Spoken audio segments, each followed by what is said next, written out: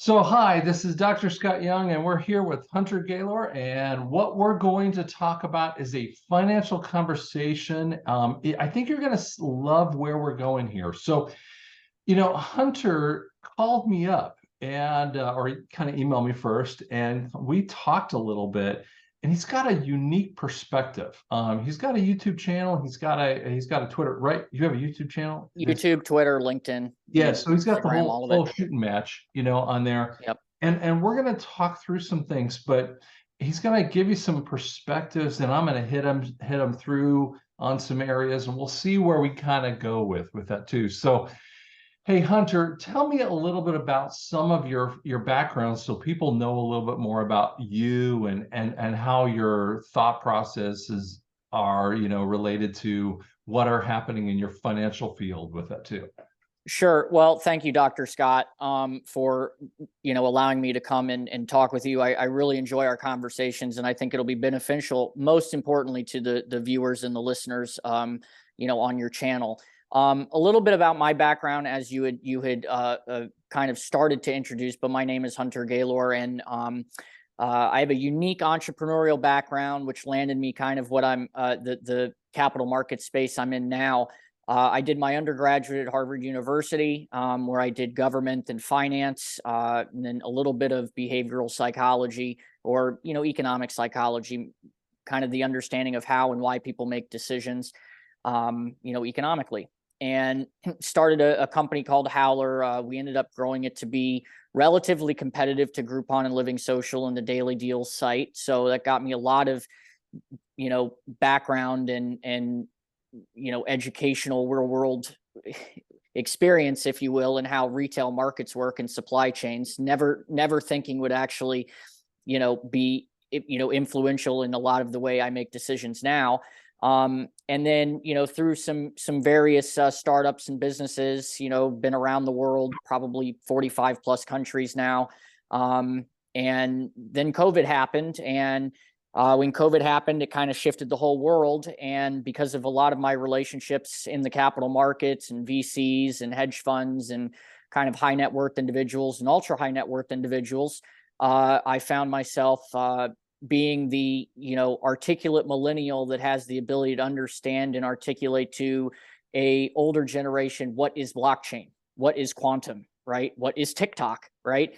And I know that may sound elementary, but there are a lot of people that, even now, I'm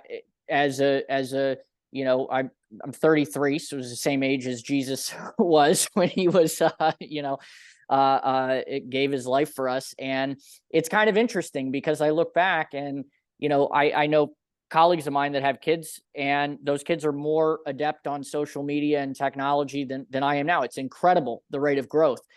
And as I start following, what's going on, and of course I'm very politically plugged in. I have worked on a number of campaigns, and I can list them out from, the late Herman Cain, may rest in peace, to, John McCain, to Marco Rubio, to Senator Rick Scott, to, Jeb Bush, to all of them. I've met them all. I've sat with them. I've been, this close to them face to face, on the campaign trails in various, forms and fashions, because when I was in school, I was, in college, is very plugged in with the Institute of Politics, and I was a member of the Harvard Republican Club. And yes, Harvard does have a Republican club. I don't know if they have it now. They probably have Drag Queen Story Club, but I mean, that's another story for another time. But that got me into capital markets. And where I sit today and is I am a corporate, I work as a corporate strategist on international business development and board formation and corporate strategy for quarter by quarter, year over year growth for companies. I do everything from helping a company in their capital raising. I'm not a licensed broker dealer, so I But you can't play give one any, on TV, so but I I can. don't care. That's right. I could play it. Exactly. That's right. I could play one on TV. And so, I get exposed to a lot of different companies and a lot of different industries that are public, and I help with their corporate messaging. So if you go to some of my YouTube channels or Instagram or Twitter or anything, LinkedIn, you'll see a lot of those video clips where we help communicate the message of what the company is trying to communicate in an efficient and articulate way that helps bring about, excitement and really just the key points of information. A lot of people get too technical in their offerings, and they want to get into the science, as opposed to, well, if you're trying to go out after the large, masses, you have to have a way to communicate your corporate message in such a way that it resonates with the largest amount of people, that they can say, oh, I got it. Right. Right. So that's So you're that's the role having in to, which I went. sometimes you're having to, I hate to say this in a mean way, but you're having to dumb down the message because, you're talking to someone at times, you're 33, I'm 56, almost 57. So sometimes you're talking to someone who's 57 like me. Sometimes you're talking to someone 67, 77. You're talking to someone 27 and you're going, okay, how do I change that message? I'm sure you're talking to a lot of people a lot older, and Yeah. and they're going, I don't even know how to pick up my phone and really utilize that effectively. Well, you're exactly right. And when we talk about, even getting into the conversation, I know we're going to get into, it's important because so many people, and I'll say this outside of my immediate family, if I were to explain all of the things that I see going on, a lot of people, because we've been so institutionalized, and we have, right? When you think about it, just from a basic, just common sense, you went to middle school, preschool, high school, college, right? There's this institutionalization, right, that goes on, that if I were to blow up your worldview and say, well, hey, listen, this is not really what's going on, or this is not really how this works, but they've been told for the past 20 years, this is how this works, it changes their entire worldview, and that's scary to people, right? And so that's one of the big problems, in at least in capital markets, that I find is if I have, biblically, God says there's nothing new under the sun, right? Right. And it's interesting because we always see new technologies and new companies and new startups, but what's always interesting is I haven't seen any new industry, right? It's always a development in an industry. It's not, oh, hey, we have a brand new industry. Uber, they can make the claim that they disrupted the taxi cab industry. Yeah, Okay. but it's the same Right. But thing, it's in the transportation space, right? right? So it's not really, new in the sense of, oh, hey, here's a new, maybe it's a more effective, convenient, efficient way of Sure. moving people from point A to point B, but the general concept is really nothing new. Now, when you get into this new artificial intelligence, chat GPT, AI, now we're getting into processing massive amounts of information on a global level in, this twinkling of an eye, split second, that really can bring about killer applications in industry because it can potentially eliminate certain industries. And that's where I have kind of trouble, or at least that's really where the skill set comes in, where you have to say, okay, this is what you're used to doing, but now with this new technology, Right. we no longer require this. Well, how can you no longer require this? Well, because we've eliminated, through a piece of technology or some sort of, the need for this level or this area in the supply chain. It's been replaced by an algorithm, and that's hard for people to fathom at times because they've grown up in a certain industry or environment. Well, back up here for a second, and related to the financial, capital markets, so Yes. capital markets. Explain a little bit what capital markets are, so people going, what does that mean, and on an overall level, and then talk to me about institutionalized in your field with that. Sure. So basically, what are capital markets? If you go with the textbook definition, it's a financial market in which you have, essentially long-term debt or equity-backed securities. Okay. And that's where, there are investments into stocks, bonds. You have relationships between, suppliers and then those in need. And that's how people work with certain institutions. Okay. So anything that capital markets, capital for a market, right? That's Right. basically, that's really dumb and simple. It gets more That's good. complex, but Perfect. Yeah. that's essentially what it is. Now, you do have within that a series of we'll say verticals. Okay. You have banks, which we'll say your retail banks. So your retail banks would be something like the bank you go to. So a Bank of America, Wells Fargo, these are large institutional retail banks. Then you have your middle market banks. These are your banks like a Raymond James, or a Morgan Stanley. These are the companies that kind of take companies public. So they'll be the ones that gather various investor pools together and do an initial public offering. Then you have hedge funds, you have institutional family offices, which are high net worth individuals. You have venture capitalists. So the easiest way to think of that is someone like a Shark Tank. Those would be venture capitalists. And then you have, entities like angel investors. Those are people like your friends or family or little angel investment groups that'll make seed investments. They're not writing $20 million or $30 million checks. They're maybe writing, $10,000 or $100,000 to you to maybe start your coffee shop or your startup or something like that. The world in which I play is I advise some startup companies. So the smaller, hey, I have an idea, right?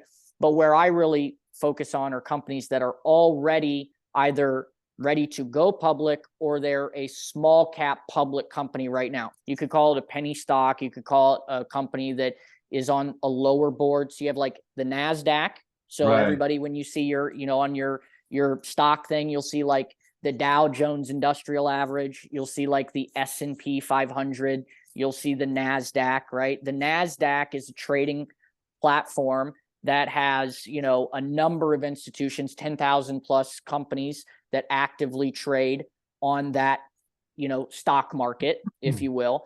And there are rules and regulations set up by those trading platforms. And one of the areas that as I had mentioned earlier, when I advise these companies, in order to move up to the main listing boards, you have to have so many boxes checked. You have to have a certain number of board members. You have to have certain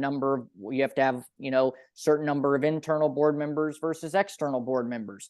Now with this new woke law, you have to have an LGBTQ on your board, right? To be able to be, this is real. People don't understand this. This is like, this is real. This is happening. These are rules. You have to have directors and officers insurance. You have to have a certain number of, outstanding shares. So there's all these rules and regulations that you have to look at. And when people are starting a company, they're focused on building their company. They're not necessarily focused on looking at all of the different, auditing financials, all the other things that you need in order to be in quote compliance so that you can file your stuff with the SEC or your S1s or whatever it may be. And then go public. And so when you're thinking about, so what institutionalize in my viewpoint from what you're saying is that, we're kind of like in a Clydesdale and we see it like this. Would that be kind of that kind of viewpoint? I would say the majority of people that are not necessarily talking about or even aware of like a NESARA or quantum financial system are looking at, they're looking at the standard way of banking, right? There are, I have my job, I get my W-2, I file my taxes, I have my 3 months pay stubs, I go to a bank, I get a mortgage, right? That's the classic institutionalization that we've been put in, which is, it was the way that they built the system to keep you in total global enslavement. Right. Which mortgage is, the word mortgage means to a death grip. Yeah, right, exactly. And that's the part of that. And it is inside of how the elites did it. They made it legal, but it is never legal. They made it mandatory, but it was voluntary. And it's really confusing when you kind of see it. Well, we fell into those things and we just all like kind of went that kind of direction with that. Well, I'll tell you when it started for me. Okay, just to give kind of the viewers and audience, well, who is this guy and why are you talking? So if I were to say when I really started taking, I got red pilled, if you will, right? I got red pilled and people are thinking, oh yeah, give me a break. No, this is the truth. I got red pilled when I was in 9th grade, right? Wow. Okay, and I'll tell you how. Granted, I grew up in a Christian conservative home. I used to listen to Rush Limbaugh all the time, right? I would be, sitting there at my dining room table and they'd have the news on or something and they're watching, all the conservative shows and everything. But as I took we had government class and it was in 9th grade and I went to a military preparatory school and I had this teacher. I won't say her name because you do have a large audience. So, but if she's listening, she knows what I'm talking about because she knows I'm right. Because we, many years later, it's that very grandiose "see, I told you so" moment. We were in this government class, and so you're reading a social studies book, right? And they play the song. This is how a bill becomes a law, and all this other. So, what is it? School of Rock, right? I believe. Right. This is how a bill becomes a law, and across all states and institutions and universe. This is how a bill becomes a law. And and then we would talk about, well, this is this is this policy, and this policy is government, 9th grade. Right. But what was crazy to me is, my parents were politically, involved in the local community and governments and state governments because they're in the insurance sector. And we'll get to that because that's important with where we're going in the future with QFS. Is everything that I was reading in school, I would go home and everything I'm hearing on the TV is completely different than what I'm hearing in school. Yep. So now I'm saying, okay, well, wait a second. These people have already been to school. They must have learned this, but why are they saying something totally different than this, right? What is pork barrel spending? I don't know where pork barrel spending is in my textbook, right? It's not there. So I struggled. I struggled very hard because, I had, even told my teacher, I was like, I started volunteering for, local campaigns when I was in high school. And I started realizing, well, no, there's a lot more to pass a bill than, than just simply, oh, let's go get some people and let's form and say we want a stop sign here, and the basic textbook. There's lobbying, there's buy-offs, there's payouts, there's the Clintons killing you. There's tons of stuff that goes on for a bill to become a law, right? Or for something to go on. Right. And what frustrated me is I knew that then. And when I look back to where we're at now, the unbelievable point that I see is if whether it's Democrats or Republicans, because I blame them both, right? If they want personally money, then you will get a bill passed in 15 minutes. They will shove it through Congress. And we saw it with the war in Ukraine. We saw it with COVID. We saw it with all this stuff. And then they pass these laws, which aren't even laws. They're like acts, right? Because no one reads. And half the people enforcing it don't even know what they're enforcing. Right. They're just said, you wear a mask or you're going to get a citation. Send me a ticket, right? Yeah. So now here's the Capitol guy that looks at the supply chain, right? And this was my biggest thing when the whole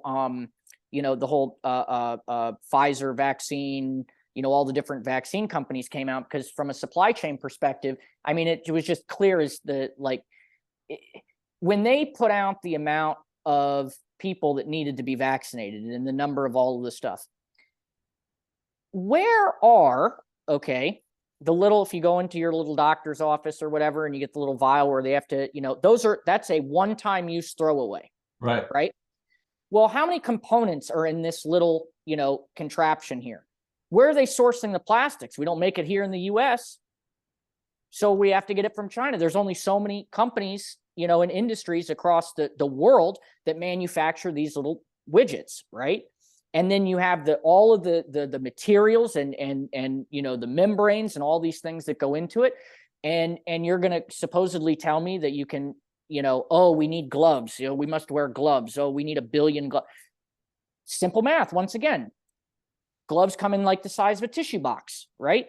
There's maybe 100 pairs of gloves. How many is in a pair? 2. So that means you get 200 single pairs of gloves in a box. How big is that box? X by this, right? That's 100. You need 1 billion gloves. Oh, okay. Well, do you know how many cargo ships that is? Yeah. Just for the gloves, right? What about the manufacturing, the rubber? Where's rubber come from? Pretty sure it comes from trees, right? Like we've been through this, right? This is, the way you create rubber. I mean, this is basic supply chain management. So if all of that stuff when it was happening was really kind of waking up as to what is about to go in my arm. Now I did not get it. I mean, I am as clean as a whistle, but that's what I'm thinking of. Are these people thinking what is actually going on here? Right. And how long before that ever occurred? And you would know this better than a lot of people, is this actually was in the works for years.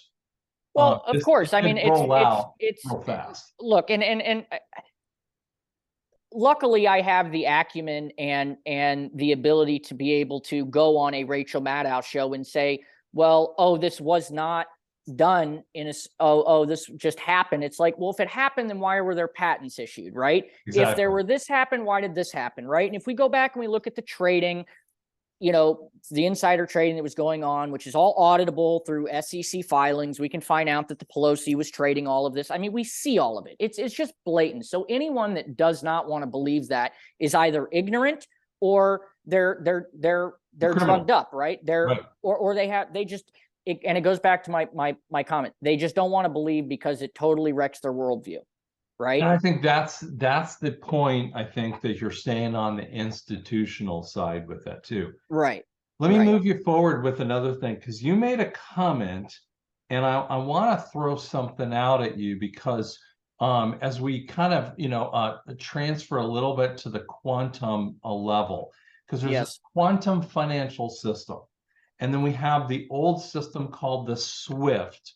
The Correct. SWIFT is the Fed's system of the transfer between bank to bank, bank to the Fed, which is still a bank, okay, or central bank to central bank, country to country, whatever.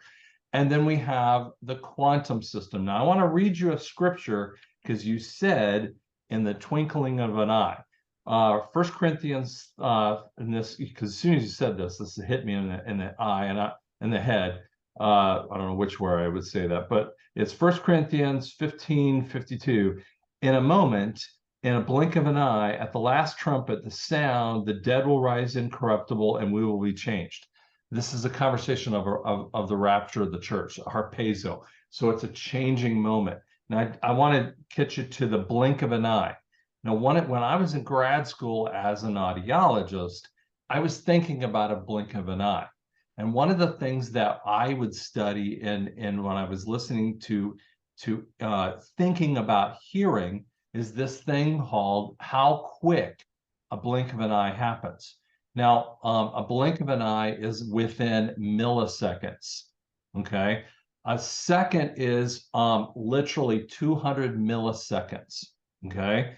The Bible was talking about milliseconds millennia before we even knew what the heck a millisecond was. That tells you how trustworthy the Bible was in the time frame that it was written by Paul, who had no clue what he was talking about. And the Holy Spirit was saying this. He was talking about milliseconds. And quantum is that kind of level. So could you kind of expand upon that little twinkling of an eye thing? Well, that you were saying. Sure. So let me just go back to the SWIFT so that people understand. And I think you've talked a little bit about this before. There's two books that you should read, that everyone should read. One, it's The Creature from Jekyll Island, because it's a comprehensive 400-page plus book on the establishment and creation of the Federal Reserve. That'll give you basically the Reader's Digest version on, or at least the deep dive into what fractional reserve banking is, which is what we are dealing with today, right? We're trying to get out of that, which I believe is what quantum financial is and will do. SWIFT takes, if you ever send a wire for people listening, there's normally, it takes time. Okay, we got to process a wire before a certain hour. Yeah, if you're doing it international, it could take several days. It could take 3 to 5 business days. What they're doing with that money is they're lending out about 100% of it, right? Some organizations, if they're regulated by the FDIC, you're insured up to $2 million, whatever, it doesn't matter. Point being is they're using your money, right? And they're basically, leveraging that money to create massive amounts of gains that's not even theirs to do. And if they lose, oh, well, it doesn't matter, right? They're insured by the government, because then the government will come in and it's got to, it's that's what the FDIC stands for, right? It's the insurance deposit guarantee up to a certain amount. With quantum, because of you move away from the standard computing power that you have in your standard computing today, with a quantum photonic computer, and there are out there, if anyone goes and looks on my channel and I think one of the shows is will be broadcasting across my social media later today. But basically, the quantum photonic computer allows almost instantaneous settlements. So that means if you're there and I'm here and I press send, it's received. There's no waiting. It's just done, right? It's instantaneous, globally done. Now, what's interesting is when you start getting into the quantum level, you're now no longer utilizing basic physics, right, that we're used to computing with, right? We're moving from like bits and bytes to photonic waves, if you will. Now, I'm by no means, an expert in this field, but I do understand enough because I've spoken with industry leaders like, Quantum Computing Inc., their stock symbol's QUBT. They've talked about their quantum photonic computer where they can literally have random number generators where they cannot get hacked. They just came out with a press release where they were issued a worldwide patent that basically says if I send you an email, you can guarantee that email is from me and nobody else. So that gets rid of phishing, fraud, all this other stuff, right? Right. Now think of the ramifications of having a computer that powerful and that accessible. Okay, we've seen it a little bit with Chat GTP, right? Or Chat GPT. Right. When you're able to process massive amounts of large quantities of data in a matter of a second, right, or even less than a second, the amount of information and problems that you can then solve, meaning how do I send person A in, South Beach, Florida to, cell phone owned by random, farm worker in Bangladesh, India, in a matter of seconds. How do you do that? Well, it's through a quantum system. It's the only way, right? Because right now, the way to do that is it's got to go, the information has to travel through all these different barriers and, verifications and all this other stuff. But with the quantum system, it almost becomes like in the movie Avengers Age of Ultron, where the AI becomes like, Ultron becomes this AI and he's learning and he's able to, like, that's essentially what it is. He can reach out, and at the end of the movie, I don't know if people see this, but Hollywood gets their stuff obviously from things that are, obviously already there. So I mean, this is it's programming, right? Programming. So at the very end, when they go to kill off the last, like, Ultron, he tries to send out to try to, save him. And then they're able to, Vision, I think it was the character, was able to stop that last bit from going out. That's essentially what we're talking about from a quantum system, right? You're everywhere all at once. And so let's back up here and let's see if you want to jump into this circumstance. So for instance, if you and I are on, you're in New Jersey, I'm in Tulsa, right? I mean, you're in New Jersey. So if we are going to do a big business deal, so let's say you're the venture capitalist and I've got a great business idea, we're not just, transferring money, but we've got contracts. I've got all kinds of other things that I've got to send you, all my proof of corporations. I've got to show several levels, and we talked about this, you talked about that. So I've got to send you data, okay? So of proof that I'm not some crazy guy in the other area. And then Hunter's going to send on the back end his proof that he can actually accomplish what he's doing, but he's also going to send a contract for Scott to sign, okay? And so that we're talking about bits of data that are going to happen, in transferring back and forth with that.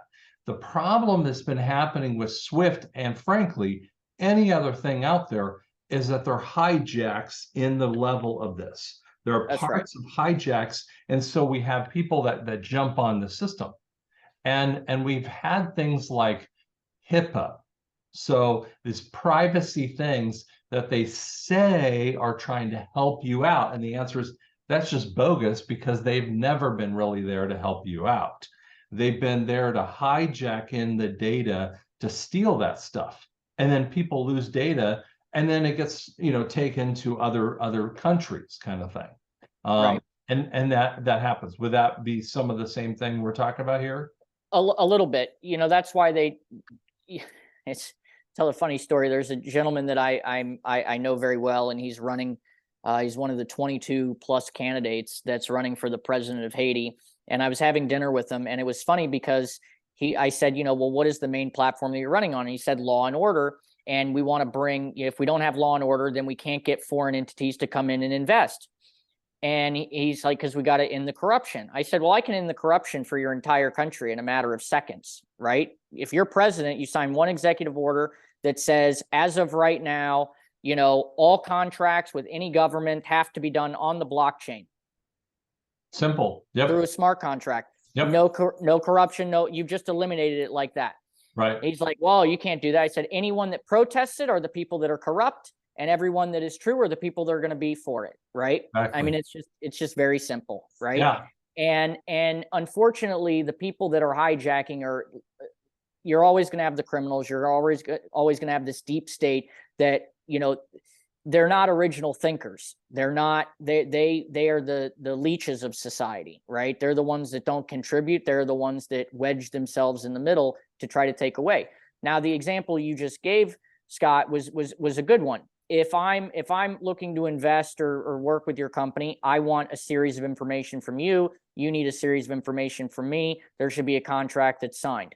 Well, 9 times out of 10, you can never even get to that level because you don't have the information and I don't have the information. And we're kind of like just BSing each other, saying who's going to send what first, right? Right. So really it always, and this may be cliche, but it always starts with the individual. Now I hear Charlie Ward say a lot, it's about, your heart and, your belief system and, what your connection is. And to a point, they're correct, right? Because, that's true. In the world of Wall Street, everybody's out there to make money. It's just, let's make money, let's make money. And I don't disagree with them. Money is a tool. It can be used for a lot of stuff. I mean, I wish I had $1 billion because, $1 billion in my pocket could do a lot with, building actual infrastructure, right? Actual mission work, actual things that can help, just being that, using the entrepreneurial mindset to go out and say, look, we're not just going to do aid works and build tents. Why don't we go, use resources that we have and actually build cities, right? Let's build the infrastructure that's going to allow for, these things to happen. And it's the case in point for, take LA, for example, worst homeless crisis you've ever seen ever. It's like going into a third world country. They could fix it tomorrow. They're saying that it's, the city of LA, it's so great. We can build affordable housing. Each affordable house or apartment unit, it's going to cost us $600,000 per apartment unit.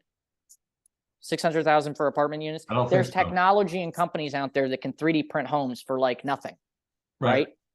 It's their choice, right? Yeah. That's what it comes down to. It's their choice. So everything that we're seeing and everything that we're experiencing and witnessing right now throughout industry is coming down to the choice that these people are making. And they're normally 9 times out of 10 making that choice because they're greedy. They don't care about people or society. They're not under the premise of a rising tide lifts all ships, right? And they're just there to take care of themselves. And that's it. And that's a flawed mentality, but that goes to our educational system. That goes to our lack of proper education, goes to our lack of, just values that are being taught. And in today's day and age, it causes a lot of detriment because, my heart goes out to these people, right? I mean, why is it that we're not able to help these people, right? And it's because exactly, we have levels of bureaucracy, and that's the same thing of the data that has to go from Scott to Hunter, right? And it gets hijacked, and then it gets slowed down. When in the quantum system, it would just be accessible back and forth within seconds, or second less than that, to be able to find that data, and then the contract's done within a short time frame, or basically the contract is deleted because you say, hey, listen, Scott, you don't have enough abilities to do that, and it's over. And then Hunter moves on to another venture capital response that he wants to go into because Right. I'm a fraud, let's say at that point. And that would be the Well, case. let me give a real world example for the listeners. Okay. Newt Gingrich, who, I have my own, viewpoints on, which I'll keep to myself, but he gave a speech, and it was very interesting because in his speech, he gave an example of the difference between the bureaucracy of government versus, we'll say, the American enterprise system, right? Or the free enterprise system under the entrepreneurial vision, right? I can take a card. I can take one of my, cards, and I can travel around the world, and I can go into any ATM machine in the world. I can put in my card. I put my little PIN number in, which identifies me to that card.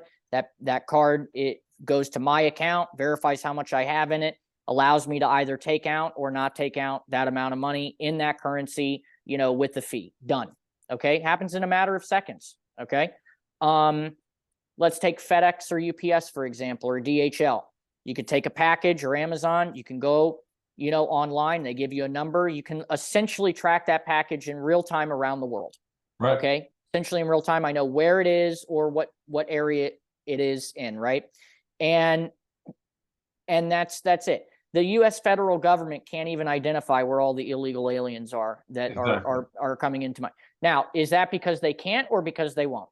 Well, it's because they won't, right? They just don't want to, right? They if they wanted to solve the problem, they could.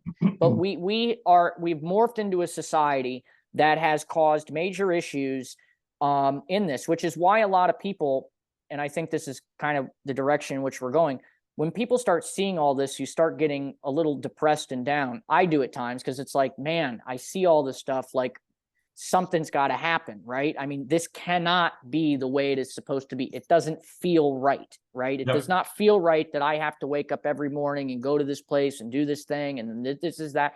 It moves into this institutional thing. We were never built for this, right? We as humans were never designed to be in a office cubicle or wherever it may be, playing out. Why do they call it the rat race?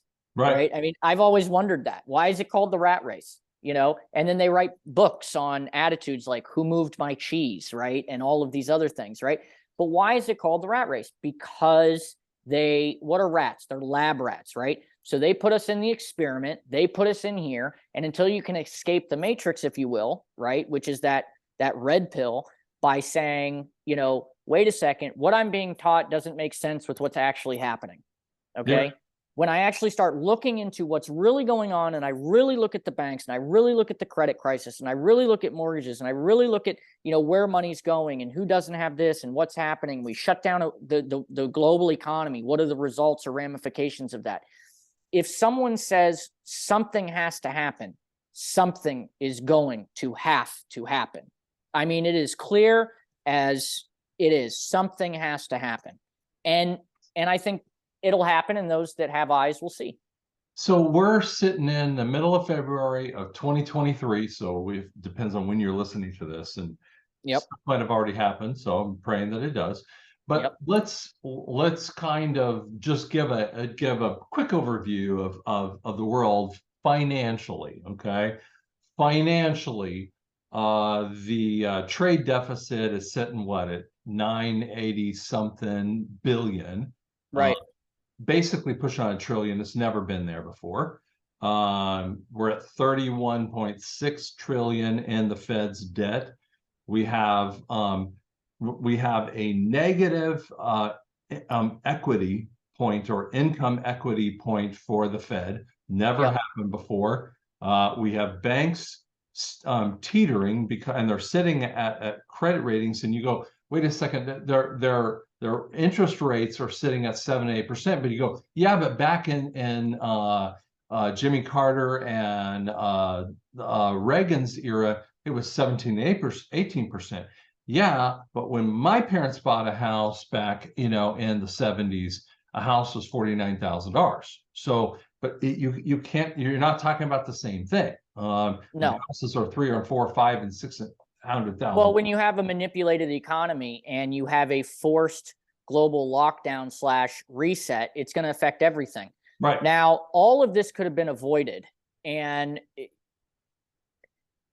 if they had smart people in office at the time, and I'm not saying Trump didn't, right? But what they did is when they did the 2 weeks to slow the spread, remember 2 weeks to slow the spread and then the whole thing, and we won't get into any of that stuff. But the problem with that is when the lockdown happened and they gave everyone the checks, right? Everyone got their little stupid little checks, which do nothing, okay?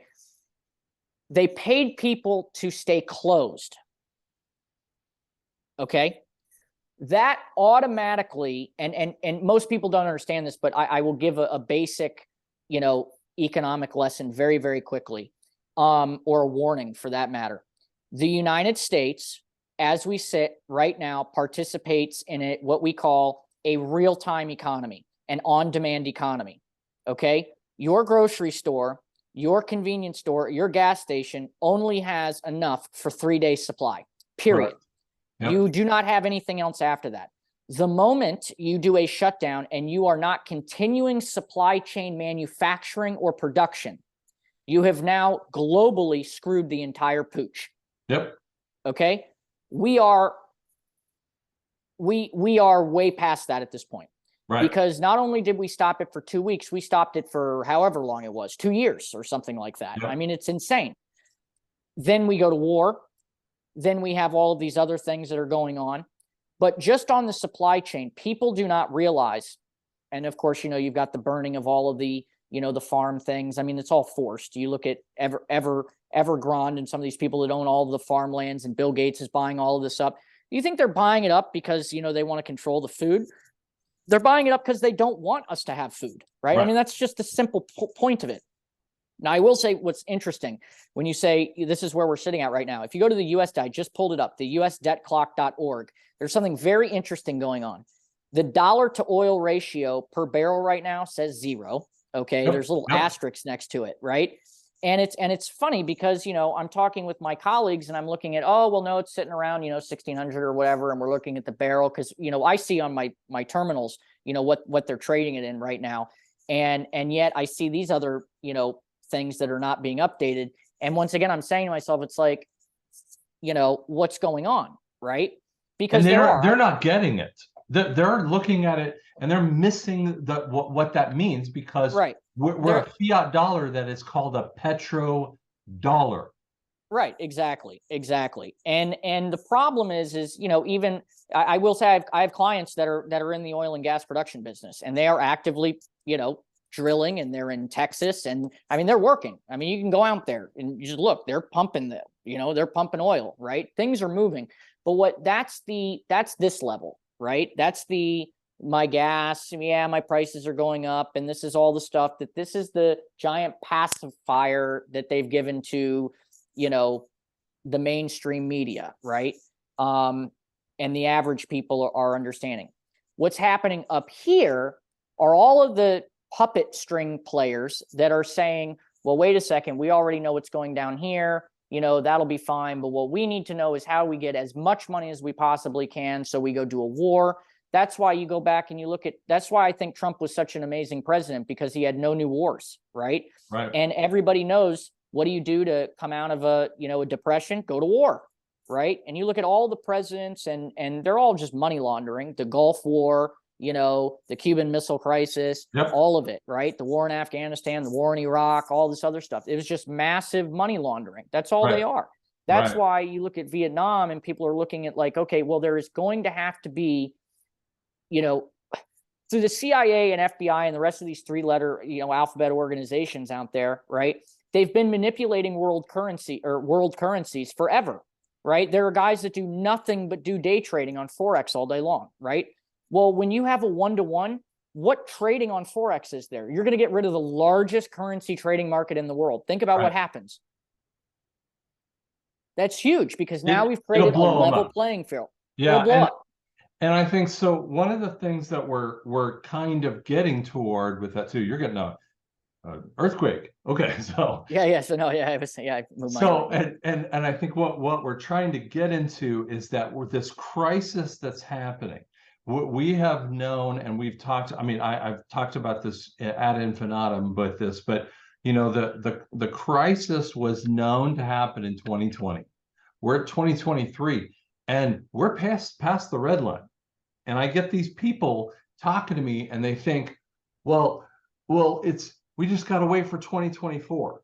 And I say, okay, Basel 4. Look at Basel 4. Basel Right. 4 had to pass. That was an executive order that was signed in. It had to pass. February. This is February. We're going into March. Yep. The clock is ticked. It's done. And when Basel 4, when that thing goes, it's over, because that's the gold back point for the banking.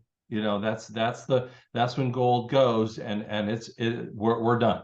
We're into the new gold back systems, and that's why the U.S. debt clock is acting all funky in there right now, and that's part of those kind of funny things. But all of these crises, what this is actually doing is is a bankruptcy, guys. That's correct. What Hunter's telling you is, if you first listened to Hunter when he was saying this, and you got like a kind of feeling inside, did you notice that he wasn't upset? He wasn't freaking out, going, you didn't get major worry lines. And I guarantee you, your friends are getting worry lines right now, right? Oh, 100%. And they're pulling their hair out like this because they've been institutionalized, right? And the problem is here's what he and I both see it as. It's a bankruptcy. Here's what happens when you go to bankruptcy. You run up your credit cards as high as you can, and guess what? They just float away, and so in essence, that's where we are. That's a really good point, because that's a good transition. So let's go to a real world example, and I have to say, Dr. Scott, I have been reluctant to really kind of go out and talk this level because of, but if my peers look at it, it just gives me more cocktail conversations to have with them. Right. So, for me, I love just kind of stirring the pot a little bit because, it's fun. I mean, because when you're right, you're right. I mean, to me, it's logical based. Right. So if you consider this for a second, like the example you just said, okay, let's go back to when they said we're going to hire 87,000 IRS agents that are going to do this, right? Yeah. Everyone is freaking out and all this. So I pour myself a cocktail and I'm just laughing because I'm like, guys, it's never going to happen. What do you mean it's never going to happen? I said, stop. Let's just think about this. Think about it logically, okay? And this is what I want to encourage people to do, right? And everybody else that's talking NESARA and all that other stuff, it's great. I'm glad they're talking about it, but I want to bring it back to practicality, okay? Exactly. Because too many people get like, oh yes, currency reset, and I got all this stuff. Yeah, well, I have all that too, right? I mean, I'm sitting on $8 billion worth of whatever, in my lobster wallet too. I mean, but let's be realistic, okay? We're going to have 87,000 IRS agents or whatever. I said, okay. We just came out of a global pandemic. Universities were shut down, colleges were shut down, okay? There are so many manufacturing jobs out there right now. There are so many, all these other jobs or whatever, and then they do this fear mongering where they show IRS agents coming in, they're training the public colleges or whatever. Hey, join and be a FBI or a IRS agent. Find me 87,000 people that have graduated with an accounting degree. Yeah. Well, I'm okay. The tax code is 55 of these. Oh yeah. And I'm a smart guy. I always say it like this. Now let me throw this one here, and I'm going to take yours and just going to amplify it here. So Scott looks at it from just from a visual level. And sure. Hey, listen, I had a disability growing up, with learning disability. I saw white hats put in the funniest thing. I saw a purple hair woman. I saw a very overweight guy. I mean, real heavy set guy. Nothing wrong with that. I don't care. I saw a guy in a wheelchair, and I saw a whole bunch of like skinny whatevers. And I'm going, am I gonna be scared of these idiots showing up in my door with a supposed 9mm in their hand? I'm shaking their boots. So then Um, what happened? So then what happened, right? There, this takes this 2 weeks of media coverage. Oh my gosh, 87,000. I was like, this is ridiculous. Do you know how long it takes to, train onboard? Because, hey, by the way, for every IRS agent, there's probably 2 or 3 credit agencies out there, like what is it, TurboTax and all the other ones. They're going to be like, oh, well, we'll go hire you to be able to handle the tax. So it doesn't work like that, right? That's yeah. not how it works. Okay. So now you get these IRS agents and they're all out there, and which never happens. Then what do we have? The show plays on, right? We go to the next play and the next scene comes in. Oh, McCarthy, what's the first thing we're going to do? Oh, we're going to get rid of, the 87,000 agents. I mean, really? Wake up, people. I mean, this is ridiculous. It's kabuki theater, and I always say, what we're looking at is false flags. I mean, look over here and not over what we're really dealing with. Okay. That's right. That's right. And that's and the reality that we're dealing with here is we've got a military and a financial situation that is happening underneath your feet. Okay. Right. And what's happening above you, above ground, in essence, and the shadow play is the crazy thing. I mean, the 87,000, the credit, market situations happening, the people thinking that they can be institutionalized, the people that think that they can actually work things, everything that's happening.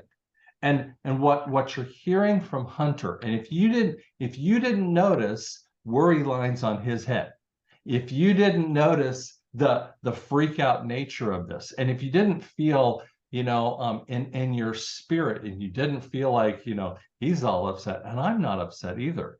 I just wish it would happen yesterday. So I mean, both of us want it to happen yesterday. Yeah, I mean, I'm 100% there. Now are things going to happen? The things that concern me a little bit, and I wouldn't say worry, it just concerns, because I'm looking at how the stage is being set and things are playing out, right? I'm not the person saying, hey, don't make your mortgage payment, hey, don't make your car payment, or Right. whatever, right? I'm not saying that, but I am saying, because of people were out of work for so long, when the credit crisis happens, I mean, we've got trillions of dollars in credit card debt, right? We've got more than that in mortgages, right? Plus land. Business loans are another thing, okay? Business lines of credit are another thing. The entire US economy was built on this cycle of lending. And I think we had talked about this before, but the example is, if you look around, you look at these people and they live in a $1 million, $2 million house or whatever. I'm in South Florida, so there's $15 million houses and $5 million houses. They did not write a $5 million check for that house. No, okay. They didn't no. do it. Okay. They're leveraging money, right? So Right. they're saying, hey, here's 10% down or 20% down, and I'll do a 30-year note and I'll refinance and I'll play all these games, but I'm never putting $5 million down ever. Right. Right. Just like a car, I'll go down and say, hey, listen, I like this car. The MSRP on it's 30 grand or whatever, or 50 grand, doesn't matter the car, even 100 grand, take a nice car, right? Take a $200,000 car. Well, here's 20 grand cash. Oh yeah. Okay, great. Finance it. Okay, great. 72 months out payment, right? Miss a couple payments, no problem. Maybe pay a fee or two, slap on the wrist, but I bought an extra couple of months, right? And you just keep going. So when people start realizing that, oh, but it's going to hurt my credit score. Oh, your credit score is going to be nothing. Right? It means nothing, right? The real sophisticated business people, you look like Trump and stuff like that, and they wrote the laws in such a way that they could take advantage of the tax code and all of these other things, which is why the 2 most important questions I ask for people is, who's your counsel, right? And who's your accounting firm, right? Because once I have those 2 things, then I could care less about your business. I know that you've got good legal oversight and you've got a good accounting oversight, and then we go from there, right? Because then it's just a matter of, is there viability in the idea, right? Because you're only as good at the end of the day as your counsel and your accounting team, because that's where they get you. Remember, who was the famous guy? They got him on tax evasion. He was the big the big mob guy. Yeah, Ted Bundy, or sorry, not Ted Bundy, or whatever. Some Boston guy or whatever. Anyway, they got him on tax evasion, right? Because what else? Right? Can't get him on anything else. Right. So, you know, my message to a lot of people is if you just start thinking through the amount of people in the United States that are, whether you own a home, rent a, even in the rental market, right? If you rent and you're in an apartment, you are like everybody else. It's not just going to affect one or two people. When the set happens, it affects everyone. Right. If all the power went out tomorrow, right? And for some EMP attack or whatever, you know, oh, well, they have a generator. That's only as good until that gasoline runs out. Runs out, right? right. So it's about time. So everyone's going to be affected. They're not, well, what if I get evicted? Who's evicting you? The guy with no power? Exactly. Right? Oh, the eviction company that's got no power, that's got no it's logically, from a supply chain perspective, it does not compute, right? And Right. that's what people have to realize is when you start thinking, like you said, oh, you really think an IRS agent's going to come up to my door? I'd like to see an IRS agent or whatever go up to a member of, you know, Hell's Angels door and say, hey, listen, I don't agree with these, you know, payments that you made or whatever. I mean, really? I would be, I'm sure they're great people. I love them to death, but it's like, you know, I'm not rolling up there, you know. Like, No. I mean, you know, they never even like talking to me on the phone. I mean, these people don't like, I mean, I talk with different people on the phone, and yeah, they get scared of me on the phone. I'm never rude on the phone, but I am so legally difficult to deal with that's that, exactly right. you know, Well, and they don't might want be to have to they don't want to have to jump through the hoops to, you know, and it was the same thing with, you know, when the travel ban came on and all this other stuff. And, you know, the message for people is when you start seeing how we cannot continue to participate and we cannot continue with the current way that we're going on right now, that should be a wake-up call for a lot of people. Because if you start looking around and you start seeing that now eggs are more expensive than, you know, a prime rib, okay, that should have you waking up. When you start seeing trains being derailed simultaneously that all are at the same time, pouring, right. that are pouring deadly chemicals in here. When you start seeing these things that are going on with not just one balloon, 5 balloons, 10 balloons, when you start seeing these things and you're like, oh my goodness, and they come up with these scare tactics and oh my, I am telling you, when you look at everything that's been going on, and this started back before 9/11, okay, and even back before that, because they just had the Twitter files came out, and now we saw that it was potentially, you know, the Bushes and Lyndon B. Johnson and some other people behind the Kennedy assassination. So when you start seeing this stuff coming out and you start looking at the evidence and showing it here, which mainstream media can't say, right? But when you really start, you know, lifting up and turning the pages and actually reading, and it says, oh, this was executive order, this was an executive order, this was an executive order, this was an executive order, and then you watch the TV and Biden or whoever it is there signing blank sheets of paper, right? If it was really true, and let's say I was a big evil Democrat, right? Hunter, the big evil Democrat, and I just got elected in as president. The first thing you do is you overturn every single executive order that the previous administration did, unless it serves your needs. And the reality is they haven't done it. That's right. And they haven't done it, guys. You know, and here's as we wrap up the hour here, and we're gonna have you back, by the way. We got plenty of things we're gonna hit on. We haven't even gotten through some of the fun things here. But what I want you to see is the matrix. Okay, I want you to see you are living like a Clydesdale. Okay, you're frustrated in this thing, but you got to pull the blinders off. Okay, you know, I as an audiologist, Hunter as a market cap specialist has looked at this kind of thing, and he's looked at the supply chains, he's looked at the finance markets, and he's going, I'm not scared of this, because the thing that's happening is that when NESARA hits, and we both know this is happening, the gold-backed currency hits and the quantum financials hits, you have to flush the credit market completely off, wipe it to the ground. You have to F5 as using hurricane, or excuse me, tornado data. You have to F5 this thing down to the ground, because you can't even build upon the credit markets. They are just completely destroyed with that. Well, and on that, anyone that is invested in the market, and like I said, I don't give advice or anything, but it's not your, because you could be in a company, right? You could be employed by a publicly traded company. The thing is not to ask, my encouragement to people is always for anything. I don't care what it is just always ask the question, why, right? Like, well, right. Why is this? That's number one.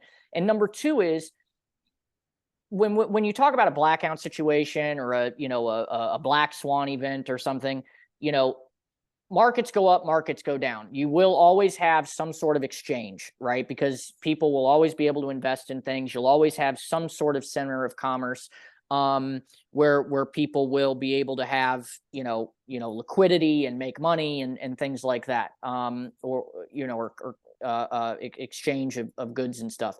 And when you have an economic reset at the level of what we're talking about, which is inevitable, okay, and it's either the NESARA or it's the Great Reset, whichever one ends up, and I think we both know the direction in which that's going to happen. It comes down to the tracking of the money, right? So all the money, and this is just my theory, right? But all the money that's been sent over to the Ukraine, okay, that we've been funneling over there for whatever reason, and apparently it's the most dangerous place and it's this evil war, but we've got actors and politicians and everyone flying over to a war zone for whatever reason with cameras and everything else. So that's another thing is, well, why, right? Why? I mean, that's like saying to me, oh, hey, look, let's go swim in that lake.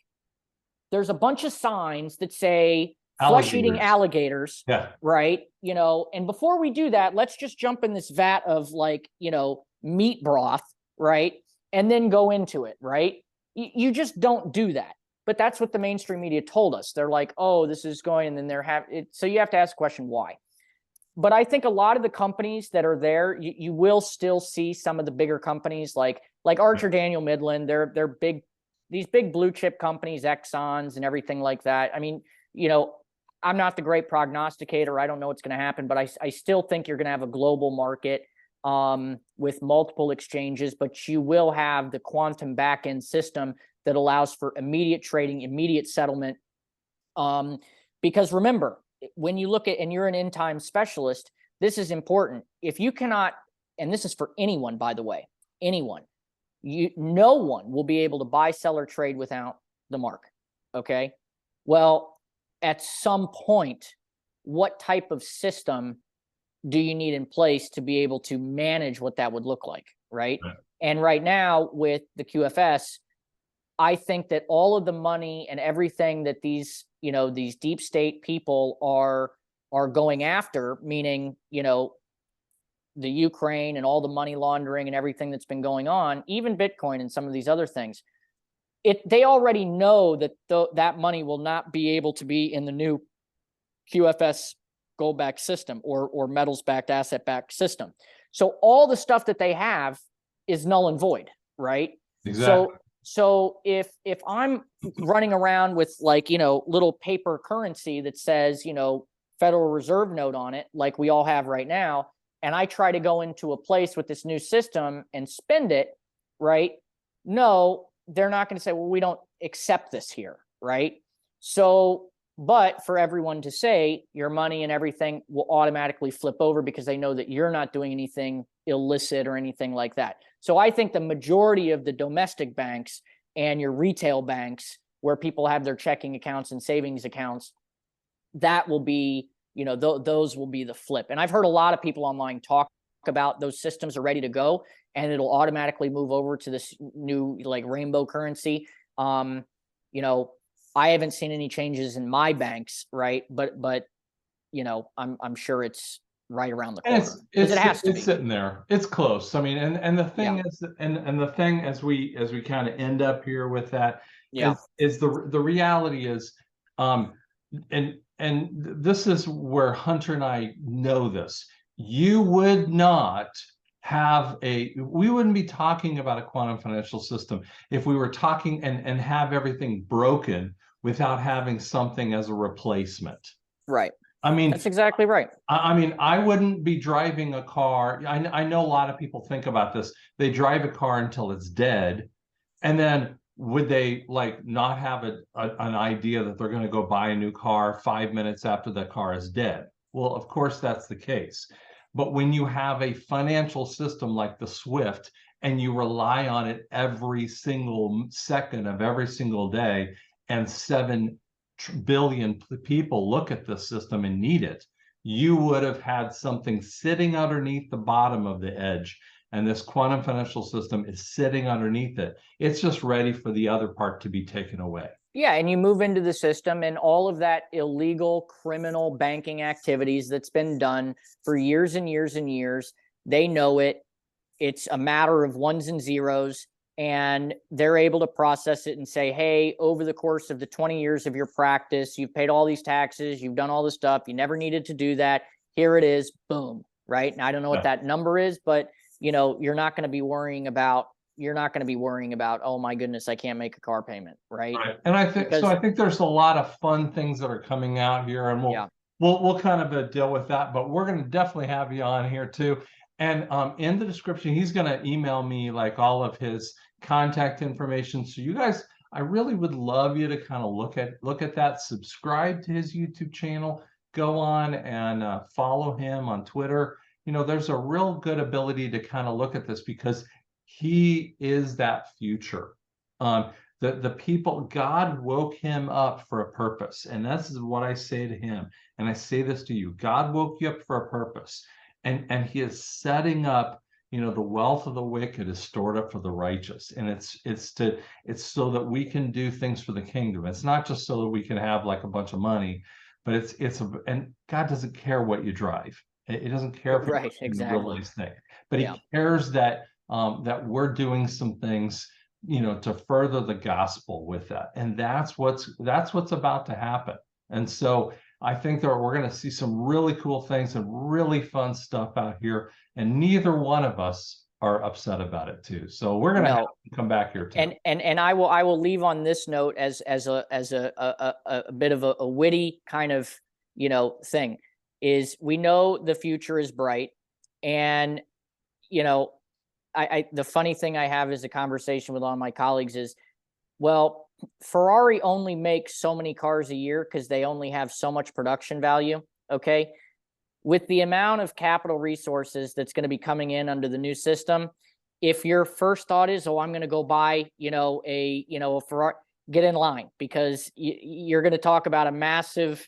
So think about other things. Think about how you can help people. Think about, don't think about the materialism. Think about the things that you can do to help your fellow man. So, exactly. And go from there. All right. Thank you guys. I appreciate that. So like and subscribe down here. You can leave some comments and we will answer that. So thanks so much.